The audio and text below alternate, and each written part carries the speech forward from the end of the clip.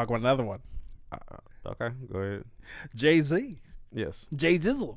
I was in the middle, but I fundamentally believe that Jay literally did this on purpose. Yeah. This nigga is diabolical. The gatekeeper Jay. Yeah. The gate goat. All right, so there's been pushback on this and people insinuating that there's I believe a music committee in each city that makes the final decision on who performs. Mm-hmm. My thing with that is this. Rob, all right, we can give an example. Hey Rob, what do you want to eat tonight? Chinese food, Mediterranean, or Italian? Chinese. Okay, notice how I didn't say Mexican food. So if I don't say Mexican food, what happens? That's not on the menu, right? It's not on the menu. Okay, so yes, you get to like even if that is the case, and I've seen reports from the NFL in an interview that went out on Variety. I believe I can't remember this man's name, but he's basically a program director, and he's done different stuff with the Oscars over the last like decade or two, and the NFL brought him in to work with Jay-Z as well. Yeah, that man stated that the final say ultimately does lie with Jay. So we can debunk all that shit people have been saying online in these TikTok videos. So that's one. Secondly, if you think in your goddamn mind that Dwayne in the city of New Orleans, that Dwayne Michael Carter Jr.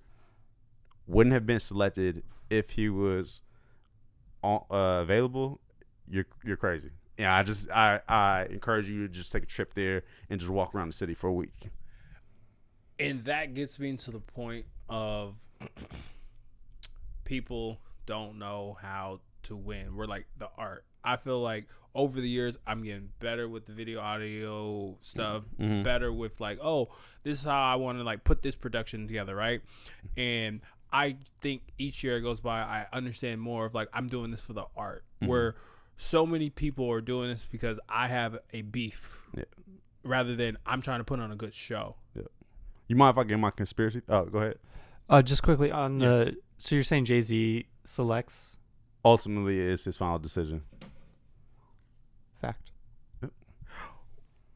That's a fact. I have an article going back to 2019 from Vox saying that Jay-Z's company Rock Nation will now help advise on selecting artists for major NFL performances like the Super Bowl, and basically they organize the concerts themselves and basically choose artists. Yeah, Live Nation does. Yeah. So Heard it here. Yeah, with that though, you mind if I give my conspiracy theory back? All right, so as some people know, Drake has gotten into a position at this point where he is almost the last like few albums he has had done like exclusive licensing to certain labels, because he got Alva's deal with Universal and Cash Money some years ago. So he's been doing these 2 off like projects, and that's why he got that. I think it was reported like 400 some million for Universal for his last like runner projects and concert tours, right? He is now gotten to a point where he has so much money still in the peak of his career. It's not like he's in transition mogul level. I genuinely feel that most label execs, whether it be Lucian, Jimmy Iovine, so forth and so forth, and be guarded with my words here. Though he does share some certain things with them, at the end of the day, he still does come from a certain community through his father. So it doesn't behoove them to have an artist. You basically don't want the employees running the company. Yeah, more or less. So it does behoove them to kind of rein that in. Yeah.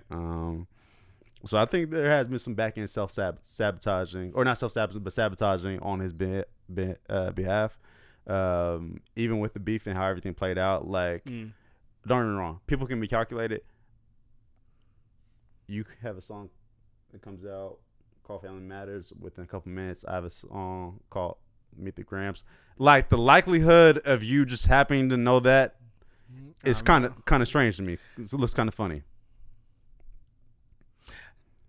You're saying some stuff that makes sense. Like I've always Jay-Z also sits at certain tables, so whether if this happened with this selection and not being Wayne as kind of a way to chide like that group of Cash Money, Young Money, and their whole family, maybe, but that's just my conspiracy bag for the day. No, I appreciate that. But and at the end of the day, Kendrick still had to write the shit he did, so he won that shit fair and square. But it's just, do I think there's some chopping at the legs for a certain person? Yeah, it just gives us the narrative that people don't think there's enough money around where they, unless. But that actually feeds into your conspiracy theory, unless Cash Money is like vigilantly attacking Rock Nation, which I don't think. I think they're just like people just prefer. Yeah, but that's no. I mean, him and Baby and Jay have had issues before in the past, like 20 years ago. Because I think it was after 500 Degrees came out. Wayne was actually upset with his deal with Cash Money, and Jay tried to sign him, buy him out of his contract, and Birdman sent him a cease and desist order. I was like, basically, nigga, what the fuck you doing? And then even like in the 2010s when Baby and Wayne fell out and he had some issues with his taxes, Jay helped him out with that situation. So like they have a relationship, but just politics does come into play with certain stuff. So and also he's the same nigga that shot his he shot his brother. I think did he sell crack to his mom? Damn. Who? Jay-Z. No, he stabbed somebody. Well, that's a whole. He did that in the club. That's a whole another situation. Okay. I know for sure he shot his brother though. He talked about it on You Must Love Me, I think. Yeah, but his brother tried to steal his chain. That's not funny. But we are bad people. I was like, really?